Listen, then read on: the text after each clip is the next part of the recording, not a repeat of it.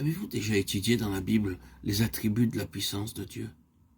Vous savez que c'est la puissance de Dieu qui a créé le monde, qui a fait surgir la lumière des ténèbres et qui a créé l'homme. Mais avez-vous étudié l'action de la puissance divine dans l'œuvre de la rédemption? Regardez Abraham. Quand Dieu l'appelle à être le père du peuple d'où le Christ devait naître, Dieu lui dit « Je suis le Tout-Puissant, marche devant ma face et sois intègre ». Genèse 1, 17. Et Dieu enseigne à Abraham de croire en lui comme en celui qui peut tout.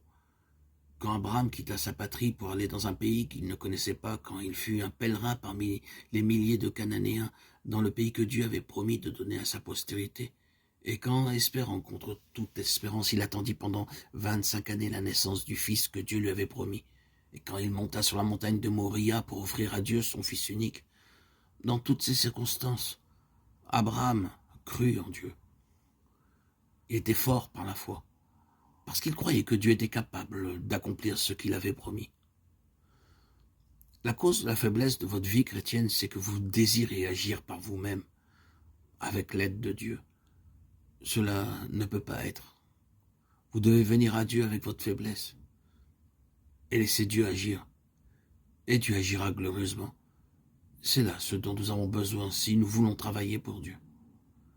Je pourrais vous citer bien des exemples à ce sujet à travers toute la Bible, et je pourrais vous montrer comment Moïse, quand il fit sortir d'Égypte le peuple d'Israël, comment Josué, quand il fit entrer le peuple dans la terre promise, comment tous les serviteurs de Dieu dans l'Ancien Testament comptaient sur la toute-puissance de Dieu pour accomplir des choses impossibles. Et ce Dieu est le Dieu de chacun de ses enfants. Et pourtant, quelques-uns de vous désirent seulement faire de leur mieux avec l'aide de Dieu, au lieu de comprendre ce que Dieu désire et de dire « je ne puis rien faire par moi-même ». C'est Dieu qui veut et qui doit faire tout. Avez-vous dit que ce soit pour l'adoration, pour le travail, pour la sanctification, pour l'obéissance à Dieu, je ne puis rien faire par moi-même? Je dois adorer le Dieu Tout-Puissant et croire qu'il fera l'œuvre en moi à chaque instant.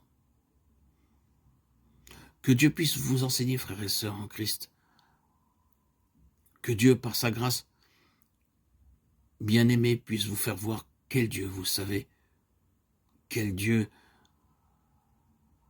peut vous enseigner,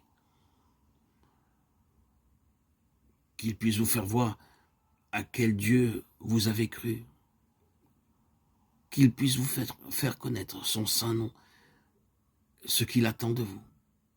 Ce Dieu est un Dieu tout-puissant, qui désire se mettre avec sa toute-puissance à la disposition de chacun de ses enfants. Bénissez-le, bénissez votre Dieu. Ne voulons-nous pas aujourd'hui apprendre de Jésus cette leçon et dire Amen? Ce qui est impossible aux hommes est possible à Dieu.